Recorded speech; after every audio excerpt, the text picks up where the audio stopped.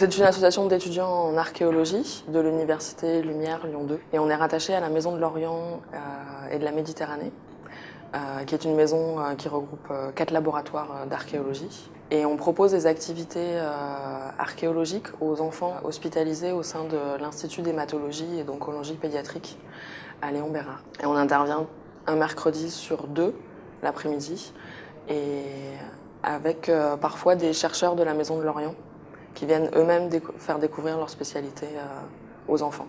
Donc toujours à travers des jeux, des activités, pour le rendre le plus ludique possible pour l'enfant. On a mis en place un bac à fouilles.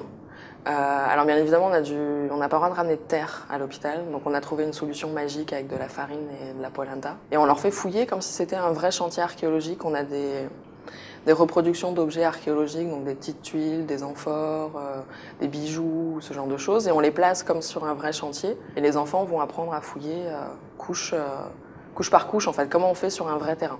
Et après, ça dépend, on a aussi fabriqué des perles néolithiques, ils ont fait plein de choses, ils ont fait de la mosaïque, ils ont fait de la poterie.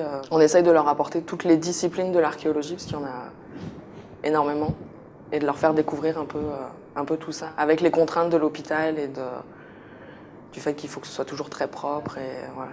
Le projet qu'on défend pour le prix Initiative Région, c'est le projet d'emmener les enfants pendant 3 jours, donc toujours ces enfants hospitalisés. On les emmènerait, mais ils seraient plus hospitalisés, c'est-à-dire qu'ils sont sortis de l'hôpital, ils sont normalement en rémission, donc normalement guéris, ou du moins sur le point de l'être.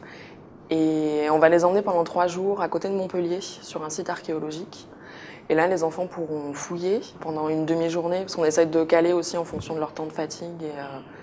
Donc ils pourraient fouiller pendant une demi-journée sur un vrai chantier, avec des vraies choses en place, et pas un truc qu'on a monté vite fait. Ils participeraient aussi aux étapes du post-fouille, ce qui vient après, et du coup découvrir tout ce qui amène, tout ce qu'on fait après la fouille. Ils visiteraient le musée, il y aurait des activités pédagogiques, avec les animateurs du musée. Ils pourraient visiter un vrai chantier archéo, voir, le vivre vraiment comme un vrai chantier. C'est-à-dire on sort de l'hôpital et on va vraiment voir ce que c'est.